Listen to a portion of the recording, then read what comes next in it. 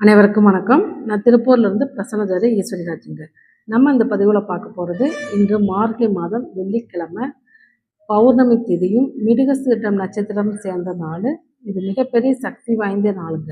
அதாவது இந்த நாளில் நம்ம லவண தானம் என்று சொல்லக்கூடிய கல்லுப்பு தானம் செய்வது மூலிமா நீங்கள் மிகப்பெரிய பாக்கியத்தை பெற முடியும் அப்படிங்கிறது தான்.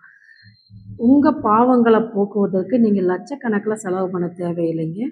கல்லுப்பு வாங்கி நீங்கள் வீட்டு பூஜை அறையில் வச்சு சாமி கும்பிட்டுட்டு நீங்கள் ஏழைகளுக்கு தானம் கொடுக்கறது அப்படின்ட்டு கோவில்களுக்கு நீங்கள் தானம் கொடுக்கறது, இது லவண தானம் அப்படின்னு பெயர் இருக்குதுங்க.